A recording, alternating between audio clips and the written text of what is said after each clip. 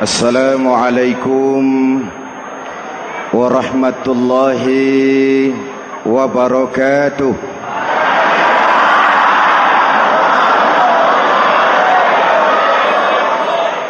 Alhamdulillahi rabbil alamin. Wassalatu wassalamu ala ashrafil mursalin Sayyidina wa maulana Muhammadin wa ala alihi wa sahbihi ajmain, amma ba'du. Para ulama yang saya muliakan, hadirin hadirat ma'asyiral muslimin yang saya cintai, banyak kita alami perubahan-perubahan yang terjadi, baik perubahan yang menyangkut sosial budaya, lebih-lebih yang menyangkut sosial politik.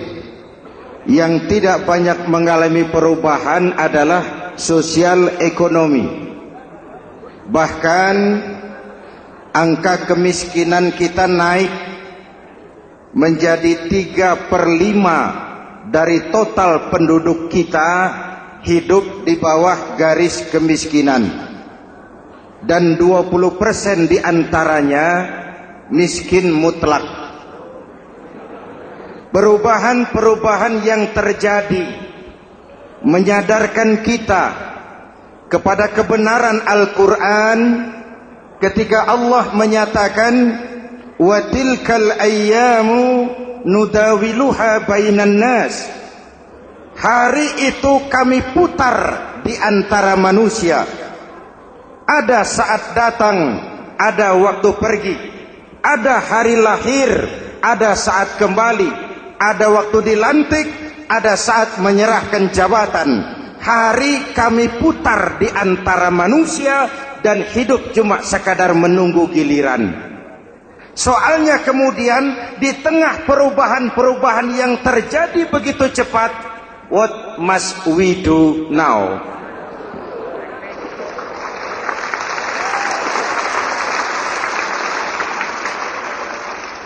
Saya juga nggak ngerti itu. Yang penting kan penampilan. Saudara-saudara kaum muslimin di seluruh tanah air, jadi pemimpin adalah pelayan bagi orang yang dipimpinnya. Okelah, perbaikan ekonomi, pembukaan lapangan kerja baru kita serahkan kepada pemerintah, karena kita percaya mereka orang-orang terpilih belaka yang dipilih dengan kepercayaan akan mampu membawa rakyat keluar dari kesulitan. Amin. Tugas kita sekarang di zaman susah meluruskan akidah. Jangan sampai mbah dukun yang naik ke permukaan. Betul? Islam misinya yang pertama membebaskan manusia dari kemusyrikan. 13 tahun Rasul berjuang di Makkah, menanamkan akidah, meluruskan keyakinan, membentuk iman. 13 tahun membebaskan manusia dari belenggu kemusyrikan. 13 tahun menanamkan la ilaha illallah Muhammadur Rasul dengan seluruh konsekuensinya.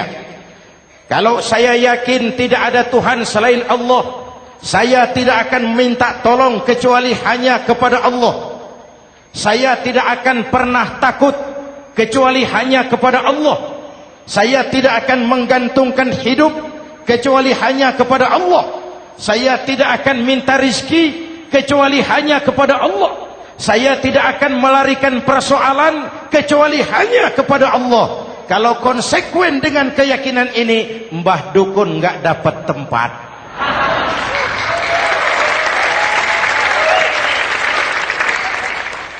Akur? Ayo lihat secara sederhana. Saya sandaran di tiang, tiangnya ambruk, sayanya jatuh. Saya sandaran di tembok, temboknya runtuh, saya juga runtuh. Saya sandaran kepada orang kaya, dia jatuh miskin, saya bangkrut. Saya sandaran kepada jenderal, dia pensiun, saya selesai. Tapi kalau saya sandaran hanya kepada Allah, Allah tidak akan pernah miskin, Allah tidak akan pernah lumpuh, Allah tidak akan pernah terpuruk, dan Allah tidak akan pernah berkurang kekuasaannya.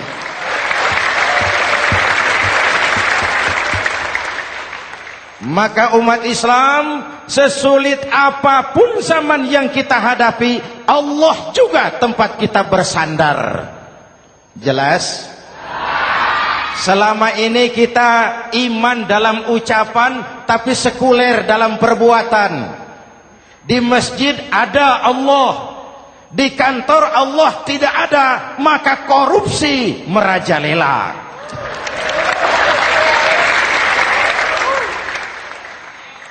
Di masjid ada Allah, di pasar Allah tidak ada, maka timbangan tetap curang.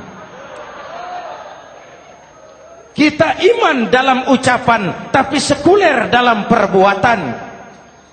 Oleh karena itu, sesulit apapun zaman yang kita hadapi, iman jugalah pegangan kita, Allah juga tempat kita bersandar. Boleh zaman berubah, akidah jangan sampai goyah. Karena iman kita hidup, untuk iman kita berjuang, dan dalam iman kita ingin kembali menghadap Allah Subhanahu.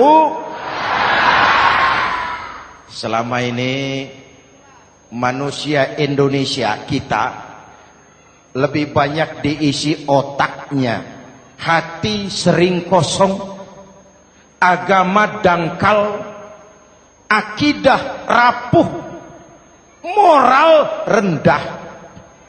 Memang kemudian muncul banyak orang-orang pintar, cuma sayang tidak benar. Indonesia kita bangkrut, Indonesia kita terpuruk, Indonesia kita sakit parah kalau diurus orang yang cuma pintar tapi tidak benar. Kita perlu orang-orang pintar, tapi kita lebih perlu orang benar. Jelas? Kalau cuma pintar tapi tidak benar, itu yang sering saya sampaikan, nanti disuruh ngurus beras malah nimbun beras.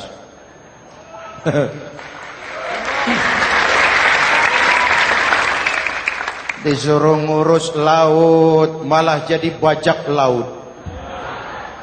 Disuruh ngurus hutan rame-rame jadi orang hutan.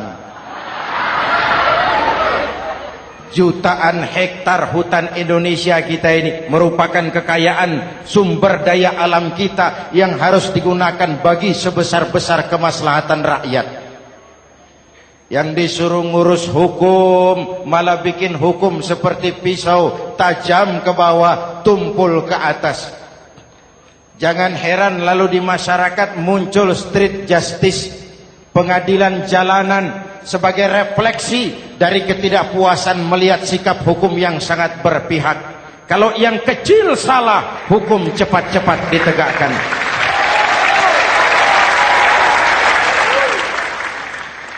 Lihat saja sekarang ini kalau orang terkenal, banyak uang, punya masalah, antri yang bela. Betul? Tapi saudara lihat si Marsinah di Jawa Timur, si Sengkon dan Karta di Jawa Barat, si Udin Bernas wartawan Jogja, terseok-seok mencari keadilan, sampai hari ini urusannya masih remeng-remeng. Kenapa bisa begitu? Jawabannya sederhana, tidak ada fulus. Ada fulus mulus, tidak ada fulus manfus. Betul? Jangan sampai para penegak hukum kita terjebak pada lagu baru, maju tak gentar membela yang bayar. Biar bertentangan dengan nurani, biar bertentangan dengan public opini, biar bertentangan dengan rasa keadilan. Siapa yang bayar, itulah majikan. Mau benar atau salah, belain terus. Kalau seperti inilah hukum kita, mafioso keadilan akan tetap gentayangan. Hadirin yang saya hormati, 13 tahun beliau berjuang di Mekah, meluruskan keyakinan, memantapkan akidah, meneguhkan iman. Dari situ segalanya dimulai, dan ke situ segalanya akan menuju. Intan paling mahal, mutiara paling berharga, tidak lain adalah nilai-nilai keimanan. Kalau itu sudah tergadai, apalagi yang bisa kita banggakan dalam kehidupan ini? Kita merasa harta kita berharga, belum ada artinya ketimbang iman. Kedudukan kita punya nilai pun belum ada artinya ketimbang dengan nilai-nilai keimanan. Itu intan paling mahal, itu mutiara paling berharga. Harta baru ada manfaatnya kalau dilandasi dengan iman. Jabatan dan kedudukan baru terasa gunanya kalau dilandasi dengan keimanan. Kalau jabatan lepas dari iman, yang akan lahir Fir'aun baru. Jelas? Kalau harta terlepas dari iman, yang akan muncul adalah konglomerat Korun. Kalau ilmu pengetahuan terlepas dari nilai dasar keimanan, maka yang akan muncul adalah ilmuwan pelacur yang menyalahkan yang benar, membenarkan yang salah untuk kepentingan pribadi. Dan kondisi seperti itu tidak akan membuat kita makin sehat. Oleh karena itu, pada kesempatan ini, pesan pertama saya, menghadapi zaman susah, tetap jaga akidah, tetap pelihara keyakinan. Kesulitan bukan untuk ditakuti, untuk diatasi. Hidup adalah kerja keras, bukan keajaiban. Perubahan tidak akan datang hanya dengan simsalabim abragadabra. Perubahan tidak akan muncul hanya dengan berandai-andai. Perubahan tidak akan turun dari langit seperti turunnya embun di waktu malam. Perubahan adalah kerja keras, sehingga Al-Quran membimbing kita, innallaha la yughayyiru ma biqaumin hatta yughayyiru ma bi anfusihim. Allah tidak akan mengubah keadaan suatu bangsa kalau mereka tidak mau mengubah apa yang ada di dalam diri mereka. Yang ada di dalam diri itu rule of thinking, state of mind, cara kita berpikir, cara kita memandang kehidupan, cara kita mengatasi persoalan. Hadirin yang saya hormati, inilah iman. Berangkat dari ini kita menyadari, ini ujian buat kita rakyat. Dan kita rakyat Indonesia ini kalau sama susah sih sudah kenyang. Ya Pak? Ya Pak? Kita ini sebagai bangsa mengalami apa yang disebut oleh Bung Karno up and down.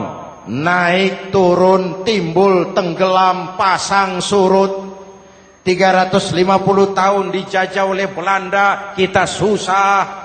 Berangkat Belanda masuk Jepang, susah lagi.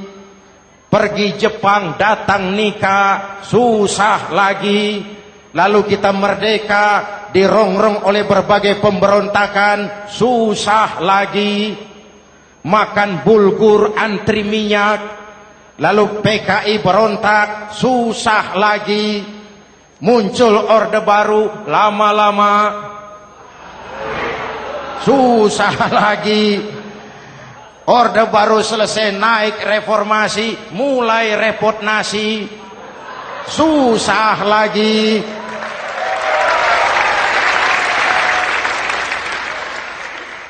Kalau susah kita ini sudah akrab, sudah intim. Mestinya kalau sudah susah seperti itu, jangan salah sikap menyikapi kesusahan. Jangan sampai kita potong kompas, ambil jalan pintas, terjebak menghalalkan segala cara. Itu tidak akan menguntungkan, itu tidak akan menyelesaikan. Kalaupun selesai, nampaknya penyelesaian sesaat. Dan penyelesaian sesaat bukan penyelesaian yang sebenarnya. Karena itu tetaplah dalam koridor keimanan. Boleh zaman berubah, akidah jangan sampai goyah.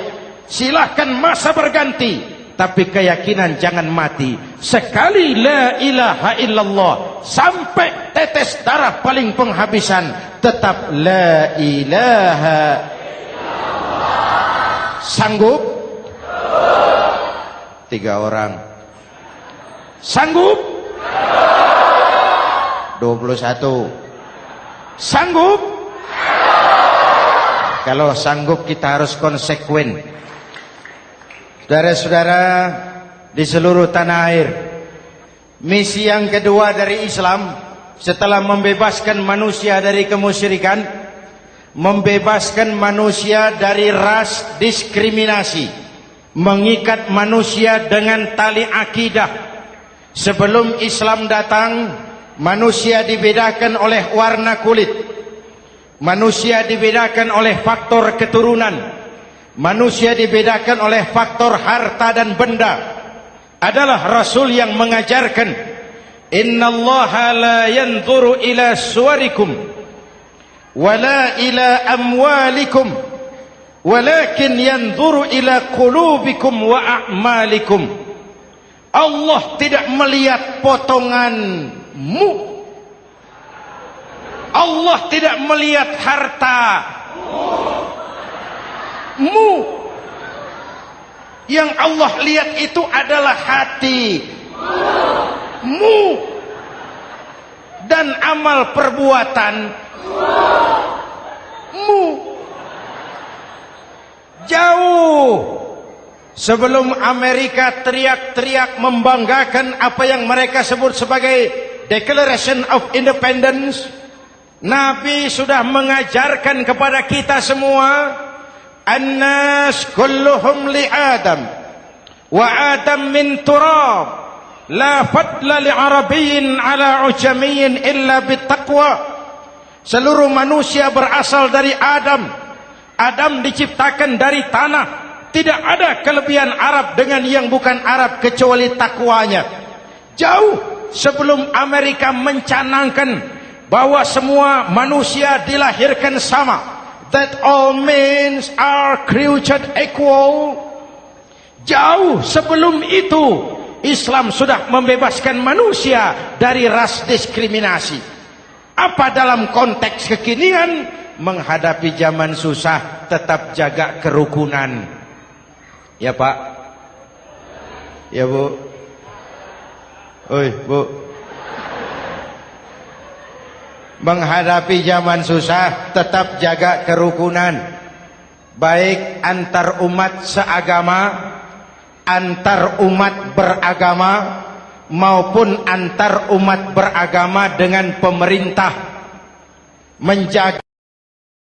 Menjaga kerukunan, jangan saling sikat sikut di antara kita. Sebab kalau sudah rukun, saya ajak berhitung, 1 ditambah 1 sama dengan, itu matematika namanya, hasilnya pasti. Tapi angka sosial hasilnya aneh. Saya ubah jadi angka sosial. Ayo kita berhitung lagi. 1 orang takut ditambah 1 orang takut sama dengan 2 orang setengah berani. Kenapa setengah berani? Karena sudah berdua. Tadi kan takut sendiri. Kalau sama-sama takut berkumpul jadi setengah berani. Kalau ditambah 1 orang takut lagi, 1 orang takut ditambah 1 orang takut ditambah 1 orang takut sama dengan 3 orang berani. Kenapa jadi berani? Karena sudah bertiga. Kita yang lemah, kita yang marginal, kita yang dikucilkan, bahkan kita yang dilecehkan, kalau mau rukun kita akan kuat dan tidak bakal dipermainkan orang.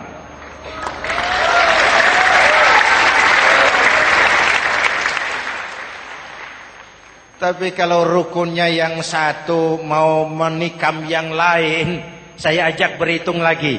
Yuk berhitung yuk. 1 ekor ayam ditambah 1 ekor musang sama dengan 1 ekor musang. Kemana ayamnya? Dimakan musang. Betul nggak nih hitungan? Ayo kita hitung lagi. 1 ekor ayam ditambah 1 ekor musang sama dengan 1 ekor musang. Kemana ayamnya? Dimakan musang.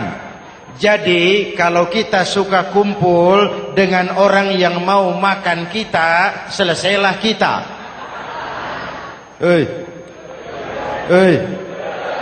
Maka kalau merasa kita ini ayam, yuk kumpul sama-sama ayam, pulang ke kandang ayam. Kalau ada ayam kumpul ke kandang musang, itu namanya ayam minum baygon. Jelas? Menjaga kerukunan. Pertama, antar umat seagama, sesama muslim harus saling menjaga, harus saling memelihara. Baik dia muslim yang jadi kapolri, baik dia muslim yang jadi kasat, baik dia muslim yang jadi pengusaha, baik dia muslim yang jadi petani, nelayan, guru, semua komit menjaga semangat kebersamaan, rukun antar umat seagama. Jelas? Jelas? Hadirin yang saya hormati, atas dasar itu saya ingatkan kembali, kita semua ingin persoalan terorisme dilepaskan kaitannya dari agama manapun. Tidak ada kaitannya terorisme dengan Islam, dengan Kristen, dengan Hindu, dengan Buddha. Tidak ada kaitannya terorisme dengan pondok pesantren.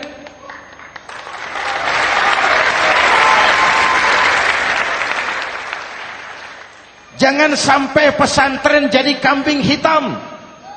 Karena sejak zaman penjajahan, pesantren sudah terbukti memberikan kontribusi bagi perjuangan memerdekakan rakyat Indonesia. Rukun antar umat seagama. Yang kedua, rukun antar umat beragama. Islam ini rahmatan lil, jangankan manusia walaupun berbeda agama, binatang saja dihormati. Ada hadis, fa iza zabahtum fa ahsinuz zibhata. Kalau kamu menyembelih hewan, sembelihlah dengan cara yang terbaik. Jangan menyembelih ayam dengan pisau tumpul. Itu namanya tidak berperi kebinatangan. Yang kecil lagi, saudara buka babul istinja, makruh buang air kecil di tanah yang berlubang. Sebab apa? Pertama, menjaga kesehatan. Siapa tahu di lubang yang saudara buang air kecil itu ada gas beracun. Kalau tidak, melindungi binatang yang ada di dalam lubang. Siapa tahu di lubang yang saudara buang air kecil itu ada semut sedang rapat membahas terorisme. Apa dosanya lalu mati dikencingi? Ini namanya rahmatan lis semut. Binatang saja dilindungi. Maka perbedaan agama tidak harus menyebabkan kita bertolak belakang. Perbedaan agama bukan alasan untuk saling bermusuhan. Apalagi kita sudah menyadari tentang kemajemukan kita, tentang kebinekaan kita, tentang keragaman kita. Rukun antar umat beragama. Saling menghormati, saling menghargai, tapi tetap dalam batas lakum dinukum. Lalu rukun antar umat beragama dengan pemerintah. Hadirin yang saya hormati, yang benar kita dukung, yang salah kita perbaiki dan kita tegur menurut cara-cara yang diajarkan oleh agama kita. Dan sholat berjamaah, pendidikan bernegara yang paling bagus. Tadi kita sholat ada imam, ada makmum, betul? Makmum wajib ikut imam kalau imam benar sholatnya. Rakyat wajib ikut pemimpin kalau pemimpin benar mimpinnya.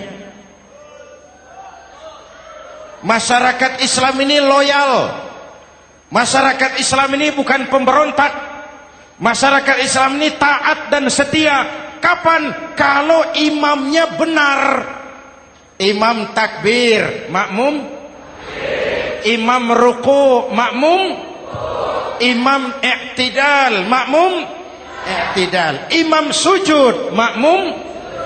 Tapi kalau imam keliru, mestinya imam ruku malah sujud. Salah imam ini. Tegur. Siapa yang wajib negur? Makmum yang saf terdepan. Anggota DPR.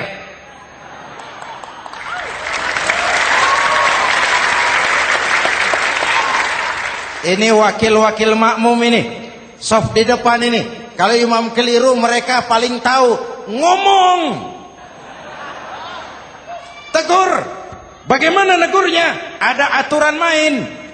Mestinya ruku, imam sujud. Salah ini imam. Subhanallah. Kan begitu negurnya. Betul? Tidak boleh juga imam keliru, makmum emosi. Main pegang. Weh, makmum salah. Hoi, hoi. Kacau sholat. Betul? Anggota dewan ini, saf di depan. Itu kalau imam keliru. Satu saat imam buang angin. Namanya manusia bisa buang angin toh. Apa makmum lalu berkata, demi kesetiaan saya kepada imam, imam buang angin, saya lebih keras lagi. Itu namanya fanatisme buta, loyalitas yang goblok. Imam buang angin, minggir. Iyyaka na'budu wa iyyaka nasta'in. Sampai situ imam buang angin, minggir imam. Lalu saf yang di depan maju. Tidak usah bikin sholat baru, teruskan pekerjaan imam. Ihdinas siratal mustaqim. Teruskan. Kenapa? Kalau bikin sholat baru lagi, nanti buang angin lagi. Bikin lagi sholat. Kapan selesainya sholat? Kapan selesainya membangun negara ini? Yang penting imam tahu diri, buang angin, minggir.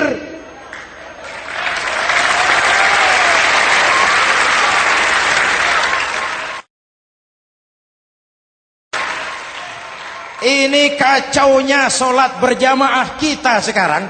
Kacaunya negeri kita sekarang. Banyak imam sudah buang angin, gengsi. Dia aja merasa nggak punya salah. Dikasih tahu sama makmum, imam tadi buang angin ya, malah jawab sedikit. Apa kalau sedikit lalu tidak batal sholat itu? Mekanisme kehidupan sosial yang diatur lewat tuntunan sholat berjamaah. Sehingga Nabi berpesan, kun imaman muta'an au ma'muman muti'an fala takun thalisan jazu'a. Kalau jadi pemimpin, jadilah pemimpin yang ditaati. Kalau jadi makmum, jadilah makmum yang mentaati. Jangan jadi golongan ketiga pemecah belah. Di depan tidak jalan, di belakang takut, ditaruh yang di tengah, di depan didorong, yang belakang ditendang. Ini namanya biang kerok. Saudara-saudara, dari uraian singkat ini saya ambil beberapa catatan pokok. Pertama, kalau ada intan paling mahal, kalau ada mutiara paling berharga dalam hidup kita, itu tidak lain adalah karena keyakinan. Hidup jadi indah, hidup jadi berharga, hidup jadi berarti kalau didasari atas sebuah keyakinan. Dan keyakinan itu tidak lain adalah nilai iman kita, akidah kita kepada Allah Subhanahu wa ta'ala. Yang kedua, tetap menjaga kerukunan. Sesulit apapun zaman yang kita hadapi, kita tetap harus menjaga semangat kebersamaan. Kita harus tetap menjadi lem perekat yang menjaga keutuhan, baik sebagai bangsa maupun sebagai umat. Perbedaan adalah wajar, harus dihormati sebagai ciri kehidupan berdemokrasi. Tapi jangan perbedaan menjadi sebab kita bermusuhan, dan jangan perbedaan menyebabkan kita saling berpecah belah. Hormati perbedaan, jangan perbedaan dipandang sebagai permusuhan. Dengan akidah yang kuat dan kebersamaan yang kokoh, ayo kita hadapi kesulitan, kita atasi kesulitan, dan dengan kerja keras untuk menyongsong hari esok yang lebih pasti. Mari kita Fatihah, semoga Allah memelihara kita bangsa Indonesia. Ala hadhihi niyah wa ila hadratin Nabi. Al-Fatihah.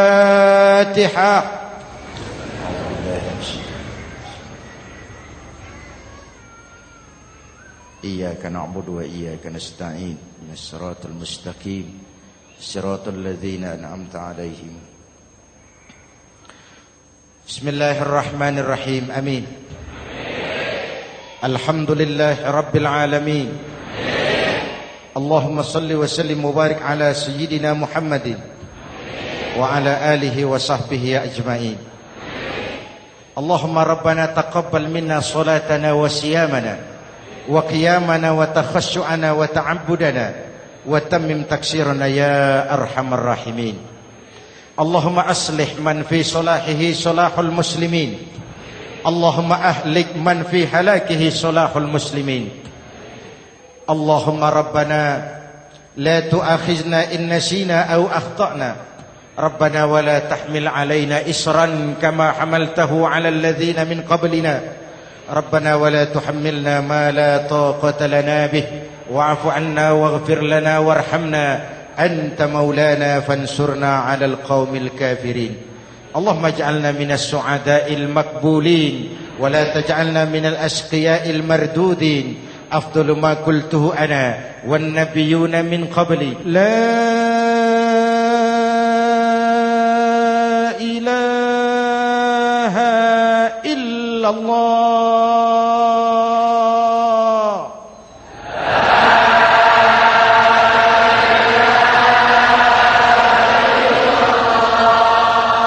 La ilaha illallah.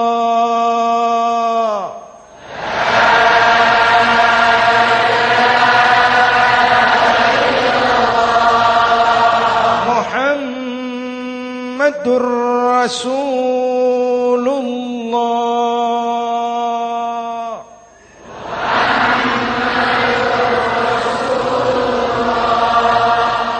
Sallallahu alaihi wa alihi wa sallam. Kalimatu haqqin 'alaiha nahya wa 'alaiha namut wa 'alaiha wa biha nub'atsu insyaallah minal aminin minal aminin minal aminin rahmatika ya arhamar rahimin.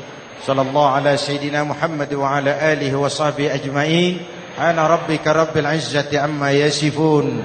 Salamun alal mursalin walhamdulillahi rabbil alamin. Jumpa lagi di lain kesempatan insyaallah. Wassalamualaikum warahmatullahi wabarakatuh.